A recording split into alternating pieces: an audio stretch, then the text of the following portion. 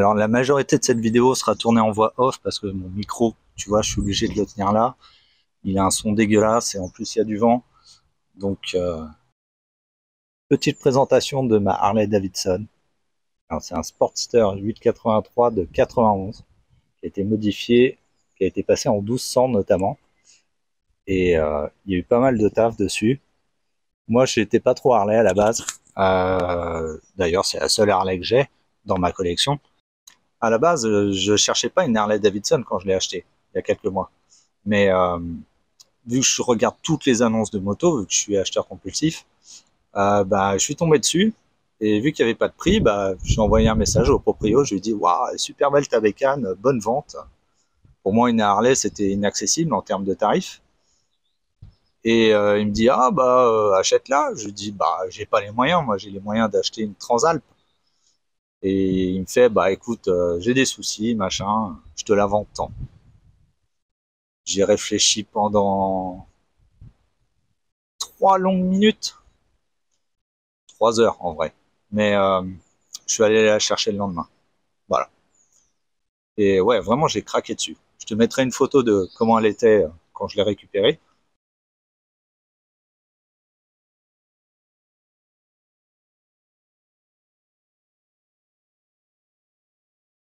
Elle n'a pas beaucoup changé. J'ai fait quelques petites modifs dessus.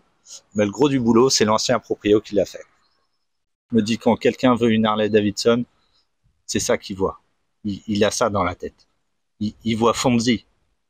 Et Fonzie, il roulerait sur un truc comme ça. Tu es déjà là, Fonzie? Je suis prête. Allons-y. On va bien s'amuser. Donc voilà, j'ai craqué, je l'ai acheté. Et je l'ai roulé et c'est plutôt sympa. Alors si t'es tombé par hasard sur cette vidéo, je t'encourage à aller t'abonner sur la chaîne. Tu verras, on est en train de restaurer un CBR 900 qui a bien morflé. Donc il y a pas mal de boulot dessus. Donc niveau modification, il y a tout le train avant qui a été changé. Donc c'est T supérieur et inférieur taillé dans la masse. De façon à écarter les fourreaux. Donc il y a même des cales entre la jante et les disques. La chasse a été pas mal changée, donc la roue avant va beaucoup plus loin devant. Donc une des premières modifs que j'ai faites moi, c'est de changer le phare qu'il y avait. Il y avait un phare LED dégueulasse. Donc j'ai trouvé un petit phare vintage jaune. Ensuite je me suis attaqué au clignotant, j'ai mis des embouts de guidon. J'ai passé tous les fils dans le guidon, donc on voit plus rien. Et dessus il y a un compteur GPS, donc c'est nickel, pas de fil. Des petits rétros chinois de Chine qui font bien le job, hein. On n'en demande pas plus. Voilà, il y a juste le GPS. Rouge, manque d'huile, vert, neutre, c'est tout. Il y a un boîtier de commande des clignotants avec extinction automatique.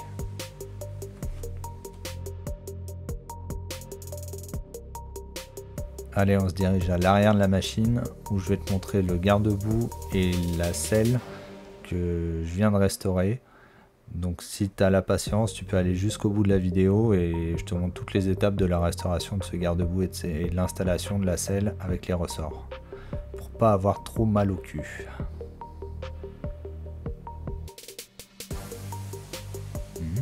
C'est moelleux.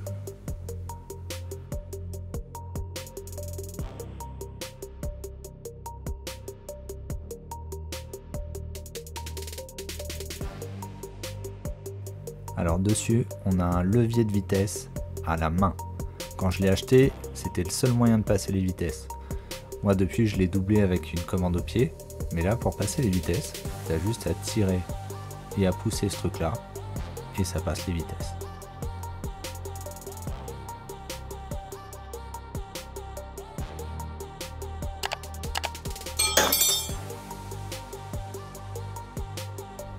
Regarde-moi la taille de cette chaîne. Jante pleine, chaîne énorme.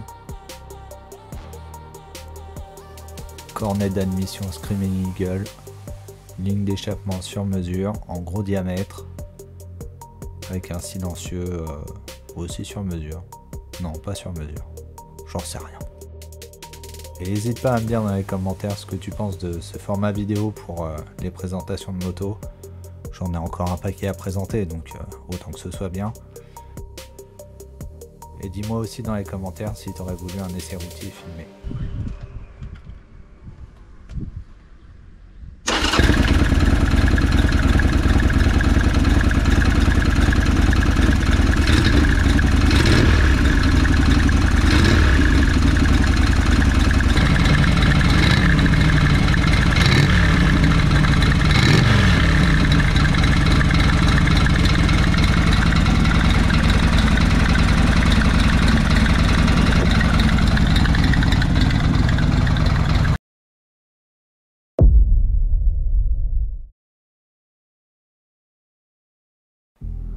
Oh là là, la passoire. Il y a des trous dedans, mais il a subi une fusillade, je pense, ce garde-boue.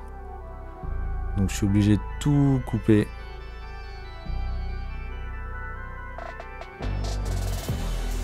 Voilà, je coupe tout. Je vais devoir tout refaire. Et moi, je suis pas taulier. Hein. Donc là, je ponce les bords. Je prends une plaque de récup. Hein. C'était une plaque de radiateur, je crois. Je la mets en place. Tracer ma découpe. On découpe. J'ai pas les gants, mais j'ai mis le casque cette fois. Pincetto pour tout tenir.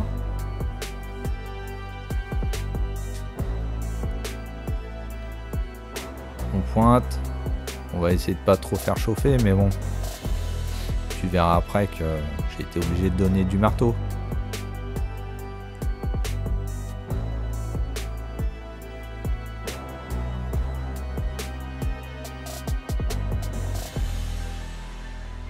Et voilà. T'avais juste à souder moins vite et moins fort. Hein. Bah non.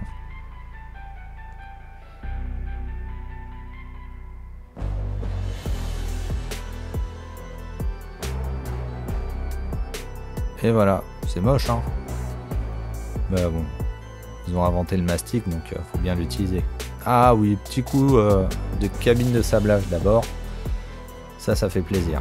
Surtout si tu as une bonne aspiration, alors là, c'est nickel. Allez, une couche de mastic. Non, 2. Non, 3. Non, 4. 4 couches de mastic.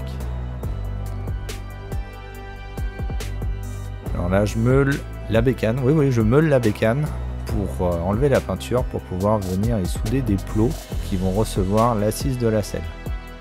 L'assise de la selle, ça veut rien dire. Les ressorts de l'assise. Ou les ressorts de la selle, comme tu veux.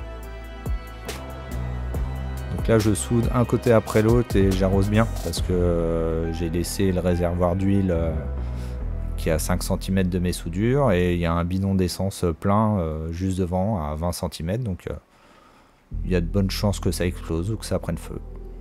Donc je passe d'un côté à l'autre et j'arrose pas mal.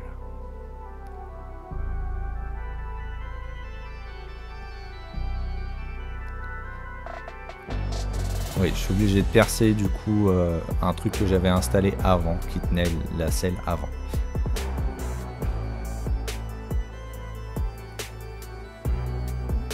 Là, je vais devoir fabriquer une platine qui va reprendre l'avant de la selle parce que la vis a été coupée hyper courte. Du coup, je vais souder une platine à la selle.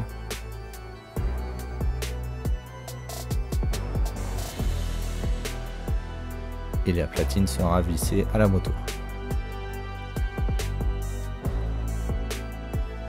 Donc là, je reporte mes trous sur la bécane. Et la planche, elle sert à éviter que le foret il aille beaucoup trop loin et qu'il me transperce une durite ou qu'il coupe un fil électrique.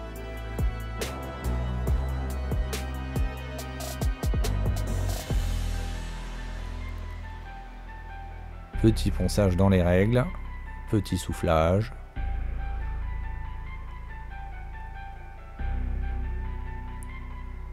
Le dégraissage après le masquage, oui bien sûr. Et là, petit coup de peinture.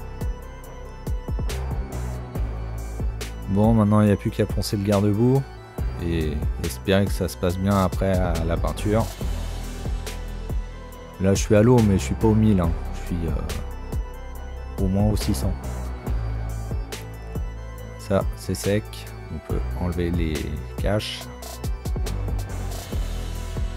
C'est pas mal propre. Et installer la saline. Et la partie la plus chiante, insérer les écrous et les rondelles dans les ressorts et les visser. Donc là on peint le garde-boue, première couche très légère qui va servir d'accroche. Alors la peinture c'est une peinture moteur, mais elle est super épaisse et du coup elle est top pour les pièces techniques et pour peindre de la carrosserie, mais voilà, pas de la carrosserie nickel. Pour un garde-boue ça va. Voilà, ça fait un brillant direct. Franchement c'est plutôt raccord avec le réservoir, donc ça va. Et je peux réinstaller mes clignotants chinois de Chine.